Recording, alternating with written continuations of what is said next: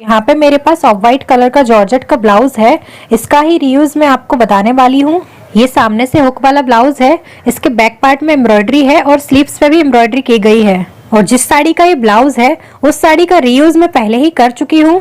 इसकी जो साड़ी थी उससे मैंने बहुत ही सुंदर ड्रेस बना ली थी और इस ड्रेस को मैं रीयूज ओल्ड साड़ी वाली ड्रेसेस की वीडियो में दिखा चुकी हूँ।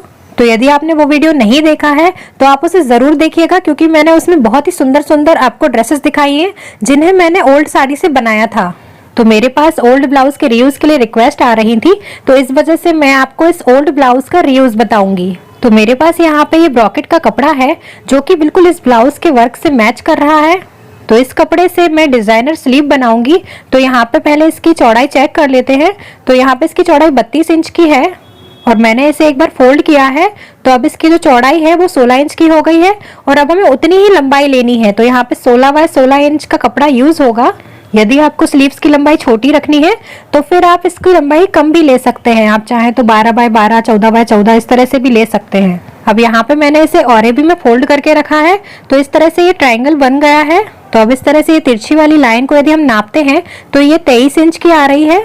अब हमें ऊपर या नीचे किसी एक कोने से 4 इंच पर एक निशान लगाना है। तो मैंने यहाँ पे निशान लगा लिया है। अब इसके बाद ये जो बीच वाला कोना है यहाँ से हम 2 इंच अंदर साइड निशान लगाएंगे। अब हम 4 इंच वाले निशान से एक शेप देना स्टार्ट करेंगे और जो 2 इंच पे हमने निशान लगाया है उससे मिलाते हुए हम एक पत्ती का शेप देंगे और इसे थोड़ा सा चौड़ाई में ही रखेंगे। जिस तरह से हार्ट होता है उसी तरह की चौड़ाई इसमें हम देंगे। तो यहाँ पे एक साइड से 4 इंच और एक साइड से 2 इंच अंदर मैंने निशान लगाते हुए ये शेप दिया है और अब मैं इसे कट कर लूंगी। तो आप देख सकते हैं कितना अच्छा शेप इसमें आया है। और यहाँ पे मैंने इसे 2 लेयर में कट किया था क्योंकि 2 स्लीव्स इससे बनाएंगे। तो अब बिल्कुल इसी तरह से हमें इसका अस्तर भी कट कर लेना है। तो अब इसमें अस्तर लगाने के लिए भी मैं पुराने कपड़े का यूज कर रही हूँ। तो मेरे पास यहाँ पे जेंट्स का पुराना शॉर्ट कुर्ता है। तो ये यूज में नहीं आता है, इस वजह से मैं इसका रीयूज कर रही हूँ।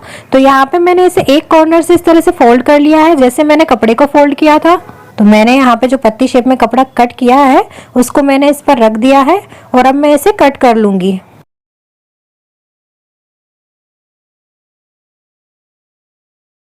तो इस तरह से अस्तर की भी 2 लेयर कट हो गई हैं। तो अब हम इसमें मेन कपड़े में अस्तर अटैच करेंगे। तो यहाँ पे इसमें फोल्ड था तो इसे भी कट करके अलग अलग कर लेंगे।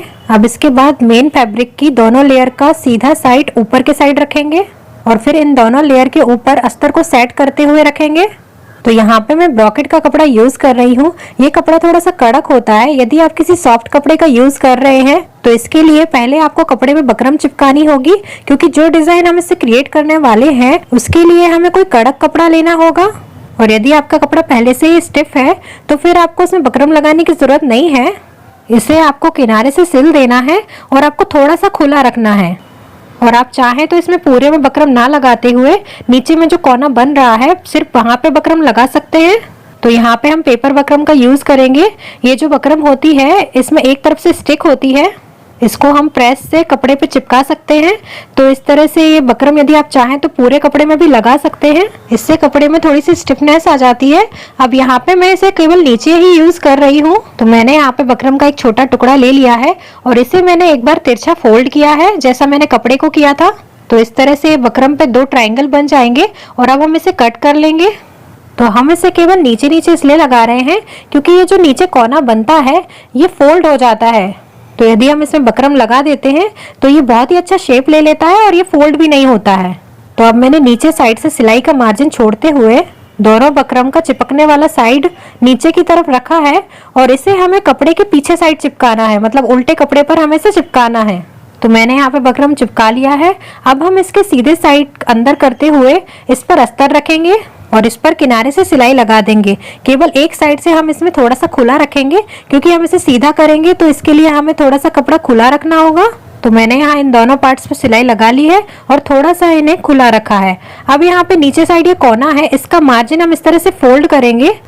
तो जितनी दूरी पर मैंने सिलाई लगाई है उतना ही कपड़ा मैंने इस तरह से फोल्ड किया है और अब हम यहाँ पे इसे सीधा कर लेंगे। तो इस तरह से ये जो नॉक है ये बहुत ही अच्छी बनती है। तो अब हमें बाकी जगह से भी अच्छे से शेप में लाते हुए इसको सीधा करना है। और आप देख सकते हैं कि इसमें नीचे साइड नॉक कितनी अच्छी आ गई है, क्योंकि इसका जो मार्जिन था हमने वो पहले ही शेप में फोल्ड कर दिया था। अब जहाँ से ये खुला है वहाँ पे भी हमें मार्जिन को अंदर करते हुए इस पर सिलाई लगा देनी है और इस पर प्रेस कर लेना है, जिससे कि ये बहुत अच्छा शेप ले लेगा। आप चाहें तो पूरी किनार पर ऊपर से सिलाई लगा सकते हैं। वैसे तो ये अस्तर जो मैंने लगाया है ये दिखेगा नहीं इसमें, लेकिन आप चाहें तो कोई मैचिंग का कपड़ा या फिर कोई कंट्रास्ट में भी कपड़ा लगा सकते हैं।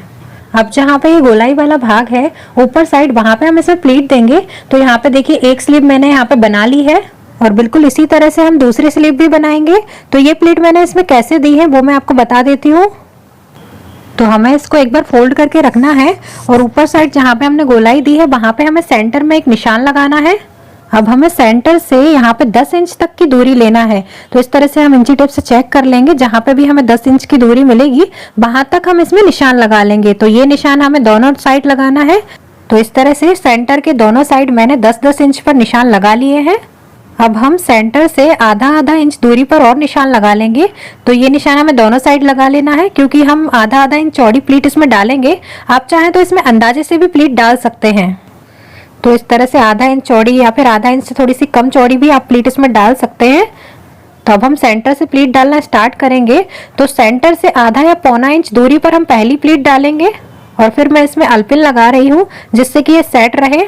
और उसके बाद हमने फिर से आधा इंच पे जो निशान लगाए थे उन्हीं आधा इंच का हम इसमें यूज करेंगे। तो आधा इंच कपड़े को फोल्ड करना है और दूसरे आधा इंच से इसे मिलाते हुए फोल्ड करके इस तरह से अल्पिन लगा देना है। तो जहाँ पे हमने सेंटर से 10 इंच लेके निशान लगाया था केवल वहां तक ही प्लीट हमें इसमें डालना है। तो इस तरह से इसमें 5 या 6 प्लीट आएंगी। अब इसी तरह से हमें दूसरे साइड भी इसमें प्लीट डाल लेना है। तो अभी मैंने प्लीट का डायरेक्शन सीधे हाथ की तरफ रखा है और अब प्लीट का डायरेक्शन हमें उल्टे हाथ की तरफ रखना है। तो अब यहाँ पे भी हमें सेंटर से जितना हमने पहले प्लीट डालना स्टार्ट किया था उतना ही दूरी हमें फिर से ले लेना है। तो मैंने पौने इंच की दूरी ली थी, तो अब हमने यहाँ से फिर से पौना इंच लेकर तो इस तरह से बीच में जो स्पेस आया वो 1.5 इंच का आया है। और अब मैं यहाँ पे भी उसी तरह से प्लीट डाल रही हूँ, केवल मैंने यहाँ पे डायरेक्शन चेंज किया है। तो इस साइड भी हमें केवल 10 इंच के निशान तक ही प्लीट डालना है। तो यहाँ पे मैंने बिल्कुल बराबर से दोनों साइड प्लीट डाल लिए हैं और प्लीट डालने के बाद हम इस पे किनारे से सिलाई लगा लेंगे। तो इस तरह से प्लीट डालने पर बहुत ही अच्छा पफ इसमें आता है और इस तरह से ये प्लीट भी बहुत अच्छी दिखती है। और इस तरह की स्लीव्स अभी काफी ज्यादा फैशन में है। तो आप इस तरह की स्लीव बनाकर किसी और ब्लाउज में भी इन्हें लगा सकते हैं। आप चाहें तो कोई नया ब्लाउज बनाकर भी इन्हें लगा सकते हैं। और अब इसे कैसे लगाना है तो वो मैं आपको इसे लगा के दिखा देती हूँ।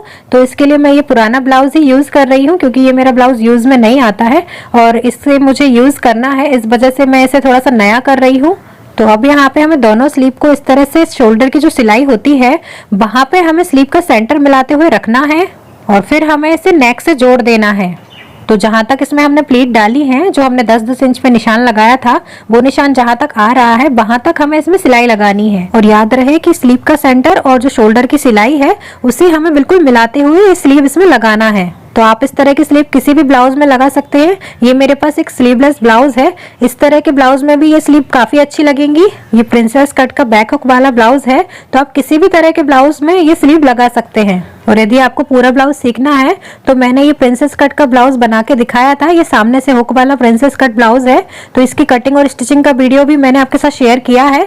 तो इसकी लिंक मैं आपको डिस्क्रिप्शन बॉक्स में दे रही हूँ, तो उसकी मदद से आप ब्लाउज भी बना सकते हैं। और ये स्लीव्स मैंने आपको बना के दिखा दिया है, तो ये स्लीव्स आप उसमें लगा सकते हैं। और यदि आप पुराने ब्लाउज में ये स्लीव लगा रहे हैं तो आप चाहें तो जो पहले ब्लाउज में स्लीव लगी है वो आप निकाल सकते हैं, या फिर आप चाहें तो पहले वाली स्लीव्स लगी भी रहने दे सकते हैं। तो मैंने यहाँ पे इस तरह से ये स्लीव बनाई है कि बाद में मैं चाहूँ तो किसी भी ब्लाउज में इन्हें लगा सकती हूँ। आप चाहें तो कोई फ्लोरल प्रिंट वगैरह के कपड़ों से भी इन्हें बना सकते हैं, ये बहुत ही सुंदर लगती हैं।